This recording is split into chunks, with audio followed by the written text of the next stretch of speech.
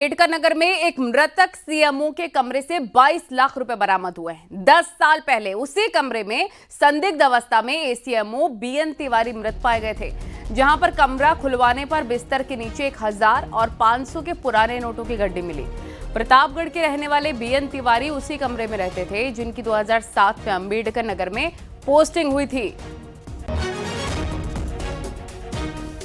साल 2014 में ACMO BN Tiwari का सरकारी आवास में संदिग्ध परिस्थितियों में शव मिला था। इसके बाद पुलिस ने कमरे को सील किया। अब डीएम के निर्देश के बाद कमरा खोला गया है। बड़ी खबर आपको बता रखे हैं, अम्बेडकर नगर में एक मृतक एसीएमओ के कमरे से 22 लाख बरामद। 10 साल पहले उसी कमरे में संदिग्ध अवस्था में एसीएमओ की मौत हो गई थी, वो मृत पाए गए थे।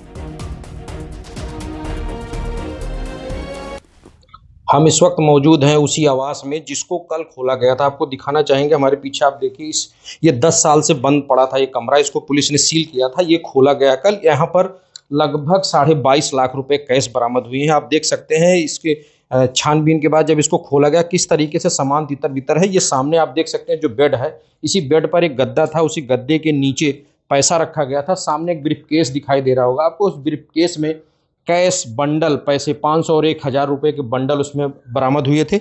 और ये आप देख सकते हैं ये किस तरीके से बिल्डिंग जर्जर भी हो गई है। 10.5 साल के बाद इस बिल्डिंग को खोला गया है। आपको हम दिखाना चाहेंगे स्थिति क्या है इस कमरे की। आप देखिए इधर सारे कागजात इधर उधर तितर बितर हैं। ये बेड है, पुराना बेड है, जो ये उनका ऑफिस रूप में काम करते थे यहाँ पर। और सामने भी हम आपको दिखाना चाहेंगे जो उनका आवास था।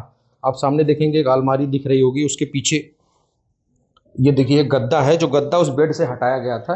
ये उनका आवास, ये उसमें निवास करते थे। आप देख सकते हैं यहाँ एक किनारे कंप्यूटर भी रखा गया है। इस कमरे में पूरी तरह से व्यवस्थित था, जो 10.5 साल बाद इसी कमरे में उनकी संदिग्ध परिस्थितियों में 2014 में मौत हुई। जिसके बाद यहाँ इस सामान की क्लेम को लेकर जो परिवार में विवाद पैदा हुआ, जिसके बाद पुलिस ने इस कमरे को लॉक कर दिया था। लेकिन आज 10.5 साल के बाद पुलिस के माध्यम से डीएम के निर्देश पर इस आवास को खोला गया। खोलने के बाद सबसे चौंकाने वाला मामला सामने आया, जहां पर लगभग 22.5 लाख रुपए, 1000 और 500 के नोट बरामद हुए, जो अब चलन में नहीं है। न्यूज़ 18 के लिए मनीष वर्मा, अम्बेडकर नगर।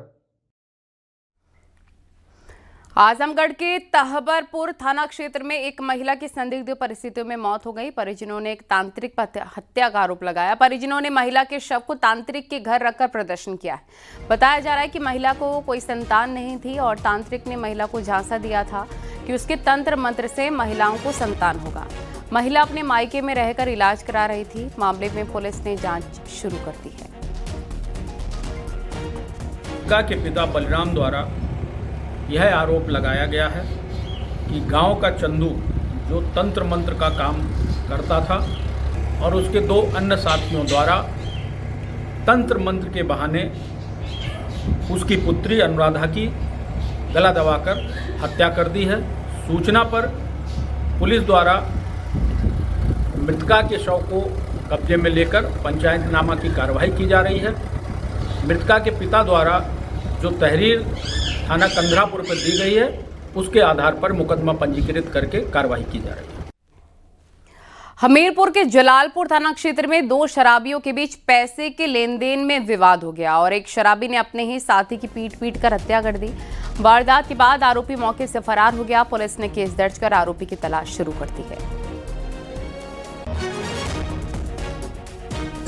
थाना जलालपुर के ग्राम लोधीपुरा में रहने वाले बालकिशन राजपूत और राहुल राजपूत के मध्य वाद विवाद के दौरान मारपीट घटना हो गई, जिसमें बालकिशन को चोटें आईं, जिनको सीएचसी सरीला लाया गया, जहां डॉक्टरों द्वारा मृत घोषित कर दिया गया है।